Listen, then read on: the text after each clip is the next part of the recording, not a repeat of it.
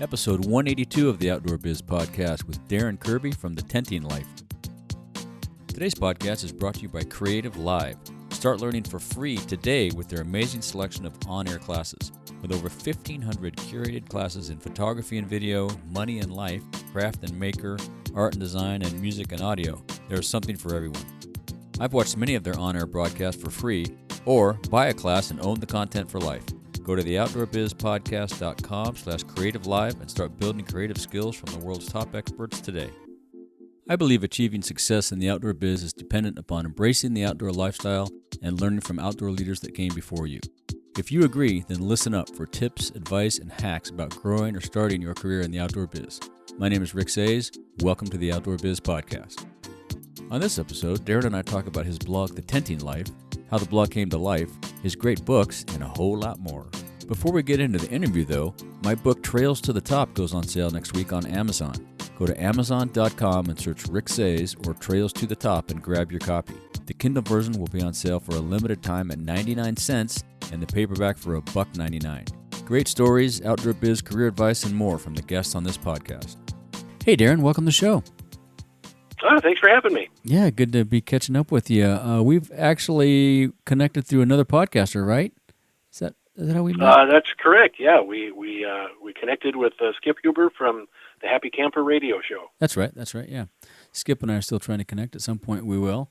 Why don't you tell our audience a little bit about how you first got into the outdoors? Yeah, I was exposed to the outdoors, thankfully, by my parents at a very young age. Myself and my brothers, we were introduced to the outdoors for camping, for fishing, hiking, hunting, all sorts of outdoor activities. So I got exposed to it at a very young age. And, like toddler age, really, or early elementary school?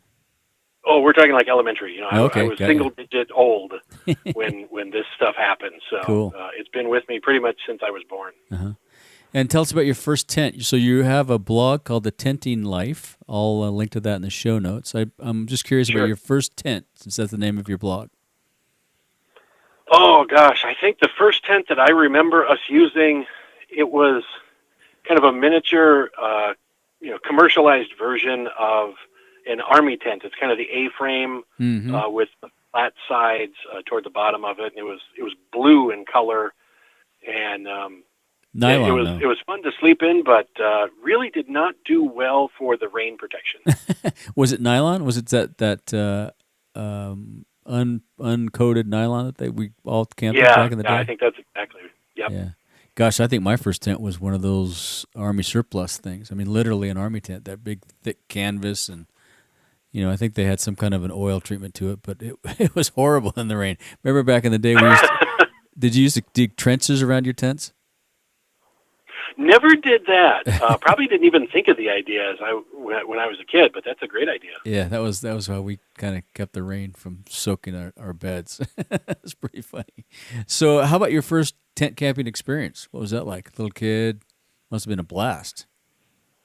Oh, gosh, yeah. My parents had a travel trailer, and as soon as we were old enough as kids, we wanted to, be on our own, quote unquote. So that meant we wanted to sleep by ourselves in a tent. And I think the one thing that I remember from doing that just as a really young kid was I was not a fan of the dark. So I'm like, okay, I've only got this tiny little, strip of nylon between me and all the, closet monsters that followed me out there as a kid.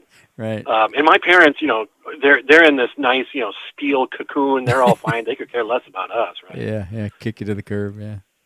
Right. Do you have an epic tent camping story? Something that just, everything that went wrong did go wrong. There was one time, I don't remember exactly where we were, but it was a fishing trip, and we were camping on some islands. And it ended up being a downpour so bad that literally everything inside and out was completely soaked. Oof. And it, by the time dawn broke, we had all just kind of had it, and we're like, this is completely ridiculous. We're just going home now because we're completely waterlogged and there's no more fun on the trip. Was it a multi-day trip or just a weekend? think it was like a 2 or 3 day trip, so it wasn't terribly long. Yeah. But it certainly really cut the trip short and kind of sucked all the fun out of it. Yeah, you can do a lot of things with most other types of weather except rain. When you get wet, man, it just puts a damper on things. You get cold and Really does. yeah, soggy, and that's pretty rugged. What are some of your favorite tent camping locations? You have some favorite spots? Some of the best spots that we always go back to, and I think we're actually spoiled here living in Wisconsin. We have some tremendous state parks. So that's where we end up gravitating to. There's, between sites, there's foliage between sites, there's shrubbery, so you don't necessarily see your neighbor. Oh, nice. And it's just kind of more woodsy feel when you're in those kind of parks. So those happen to be our favorite places, and we're also fortunate for where we live that within an hour's drive we probably have half a dozen of these that we can choose from. So we're in an ideal location. We're very spoiled. That's very cool. Do you have much wilderness back there? We do. A lot of it is farmland, but if you go up north I want to say like between an hour to an hour and a half, you'll end up getting into the Chequamegon-Nicolet National Forest, and that gives you over 1 million acres worth of woods and lakes and streams and other stuff just to have a great time. Mm-hmm. How about the Boundary Waters? That's over near Minnesota, right north of Minnesota. Yeah, that's up in northern Minnesota. I personally have not been there yet, but my nephew has gone, I want to say, for the past 4 or 5 years. He kind of outfits a group of 4 to 6 guys, and they end up going up there in 2 or 3 canoes for like a week stay. They just have a great time. Yeah, it's beautiful. I've been up there once, just kind of a quick day hike around. Yeah, it's awesome. Have you ever had a traditional outdoor-related job? Did you work outdoor retail or anything like that? Surprisingly, no. Right now I'm a sales and marketing manager for a local winery and distillery. I've done other stuff with continuing education seminars for mental health and occupational and physical therapy. Nothing really outdoor related. Interesting. So what was the inspiration behind your blog?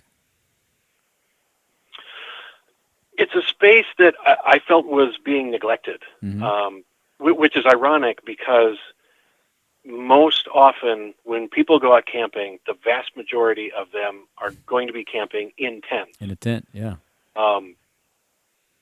Otherwise, you've got people that are dedicated in blogs and websites that are dedicated to one extreme or the other. Either you're going ultralight because you want to, hike the Appalachian Trail and you want to do it completely from one end to the other. So, every ounce matters. Or you're on the other end where you're talking about the 6-figure, mobile homes on wheels, basically, $1 million type stuff. Yeah, the new van where life you've got stuff. Everything. Yeah. And they're towing a $50,000 car, and in the understorage of their motorhome they've got 2 scooters that they can drive around too. So you get one extreme or the other. You really don't get much in the middle for helping people have a really good time tent camping, and just to do it better, more efficiently, so that you're not spending all your time setting up and tearing down camp or making food or doing something else. You want to actually enjoy the outdoors while you're there. So that's kind of the reason behind why the website, the blog site exists. That's great, and you help people be comfortable doing all those things, cooking outdoors. You want to get in your tent and be comfortable, warm and dry. You don't want to have a soggy night or a cold night. So that's great. Exactly. And you've been writing it for quite a while.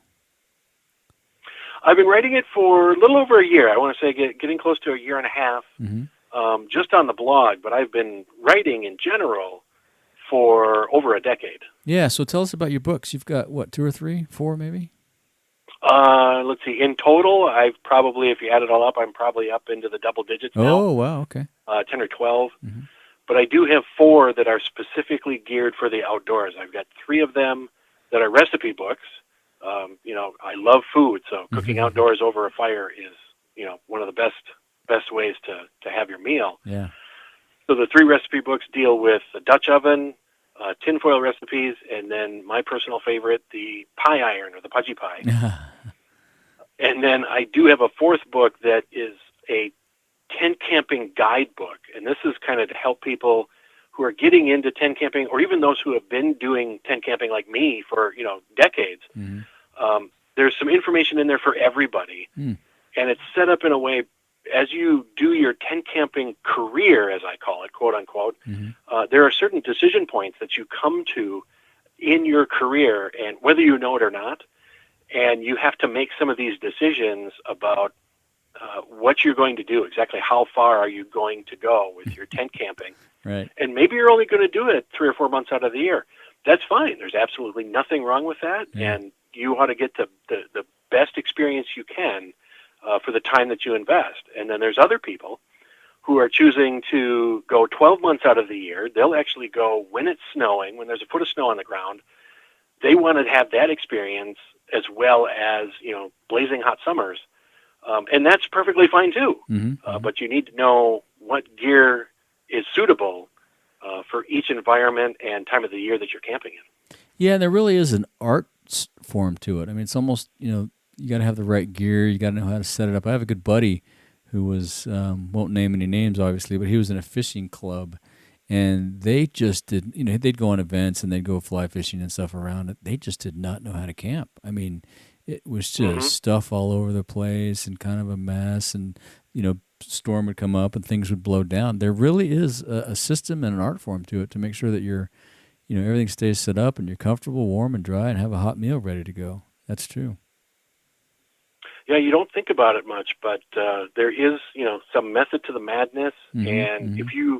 If you go tent camping and you just, for part of the trip, pay attention to how you camp, kind of, take yourself out of your own body and look at things from a different set of eyes and see, say to yourself, what could I do differently here? How is the organization? Am I disorganized? Is there stuff strewn about? Did we plan appropriately for the weather and for the number of people, for food and for activities? And, did we overpack on things? Did we bring literally everything and the kitchen sink strapped to the vehicle? Right. And do you need all of that? So it's good to take stock occasionally of what you're doing and what you've brought, and are you camping efficiently? And, I'm an advocate for every once in a while, every few years, go through all of your gear and really ask yourself, did we use this? Yeah. If it's something that you really aren't using, find another tent camper or somebody who wants to get into it and kind of help them out and say, here, I'm going to help outfit you with some stuff you might use. Mm-hmm. That's good advice. What are some of the other books you write? What are some of the other topics you cover? Double digits, that's a lot of books. Well, yeah, so that's the outdoor stuff. So recipes mm-hmm. and then tent camping. Right. But then I also write fiction. Oh. So I've got a novel that, ironically enough, deals with 2 guys who go camping. Huh. But they also take part in the fun, high-tech sport of geocaching. Oh, cool. So combining a couple of things, they go up to the Chequamegon-Nicolet National Forest. It's a place that I loved, camping as a kid, and mm-hmm. with a million acres of woods. Something nefarious has to go on up there, right? I mean, it's just too much land for something not to be hidden and bad. So they go up there to try and be the first to find this new cache that was posted, and it turns into a multi-cache experience. So one leads to the next, and they're getting deeper and deeper into the woods. And unbeknownst to them, there's a third party that's watching every move they make. They know where their camp is set up. They know where their vehicle are. They know where all these caches are because they set them on purpose. Yeah. And the 3 of them, the 2 friends, and then the guy that is watching them, they finally meet up, and things don't go well for those 2. Oh, interesting. Well, we'll have to send me a link to that one too. So, yeah, that title of that is Coordinates for Murder. Oh, okay. Interesting. Yeah. Hopefully that's not giving too much away in the title, but... Yeah, no, that's good. And then I've got a collection of short stories. There's 5 short stories. Each of them take place in a different location in the state of Wisconsin, places I'm familiar with and have been. Mm-hmm. And that one's titled Sometimes They Scream. Mm. And again, some of it takes place outdoors. One of them takes place actually in one of the state parks in Wisconsin. And, cool. So it's all everything just kind of centers around the outdoors for me. That's good. Yeah, I like it. Probably because I don't do it enough in my professional life. I need to get out there in my personal life. There you go. Yeah, you get out there and you're writing. That's great. Which of your four outdoor books, or which is the bestseller? The bestseller, hands down, is the Pie Iron Recipe book. Really? Interesting. Every time someone sees the cover, if they're a young person, like, even in their teens or something, they'll remember using it, last summer at Grandpa and Grandma's cabin, right. something like that. You get the people in middle age, like myself, who did this as a kid, and we still use them now. Mm-hmm. And then even the grandparents, still have them because they've got the grandkids. Sure. So it's something that almost everyone has been exposed to, and it's kind of a nostalgia grab. Yeah, that's pretty cool. Shifting gears a little bit, what other outdoor activities do you participate in? Pretty much just camping? Quite a few, actually. Yeah? My wife and I like to go bike riding. We actually went with some friends earlier this summer on a new trail that none of us had been on. It was nice and paved. It used to be a former railroad bed. Oh, nice. That back about 25, 30 years, the friend that we were with, he actually helped pull up all the railroad ties at the time. Oh, yeah. To take out the obsolete railroad, and now they've since paved it. It goes for, at least 20 miles. Cool. That way. So we didn't do all 20 miles, but we did a good portion of it. Nice. So we like to do the bike riding. Mm-hmm. You fish at all? In another week or so, we're going to be at a state park, and we're going to be renting kayaks, and we're going to be kayaking around the lake. Fun. So we do that, do some fishing on occasion, and then even just do some day hikes. Whether we're at home, we can go to some of the state trails that we've got and do day hikes, or when we're camping, we'll take a few hours and do some hiking through the woods too. It's beautiful. It's nice to have all that stuff so close. That's great. Yeah. Do you have any suggestions or advice for folks wanting to get into outdoor writing or outdoor blogging? Yeah, I think the main thing is to have a passion for it. Mm-hmm. I've seen a lot of people who, they want to start a blog about X, whatever that might be. Maybe it's the outdoors, maybe it's auto repair, but really they need to have a big passion for it, where when you're not doing your day job, you're thinking about, how can I do this thing that I love to do? Mm-hmm. Mm-hmm. Whether that's doing it with friends or going out by yourself or exploring a new place you haven't been to, or just reading books on it and reading other websites on it. So that's the biggest thing. Find where that passion area lies, because then you'll stick with it. You'll always find new material, and you'll just find it fun. Yeah, that's good advice. That's come up a lot in that question over the various episodes. Yeah. Do you have any daily routines you use to keep your sanity? You meditate, get some exercise? More? It's really bad. I don't have anything. Don't worry, you're not alone. A lot of people say that. It's an interesting question.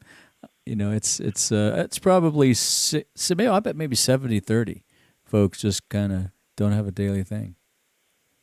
Yeah. And it's a great question, and I think it's something that more people, myself included, should really look at doing, even if it's, maybe I should just spend 15 minutes and go sit in my backyard and just enjoy the fact that, I've got nice green grass here, and I've got some trees in my backyard, and just enjoy sitting there in nature. Yeah, actually listen to the crickets. As simple as that. We say crickets every time you hear silence, but actually go out and listen to crickets. It's pretty interesting.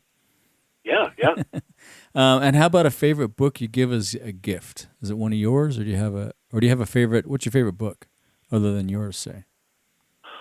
Other than mine, obviously I love mine, of course. So I try and give those as often as I can. But there's one book that I read many years ago, several years ago, and it was one of my former bosses actually highly recommended it, and it's about business, but I think it really applies to so many different areas in life. The book title is called Ready, Fire, Aim. Oh, I've heard of that. I haven't read it, but I've heard of it. Yeah, I forget the author right now, but that book, the basic gist of it from a business perspective is, okay, so you've got this idea. Don't spend all your time trying to refine it. Mm-hmm.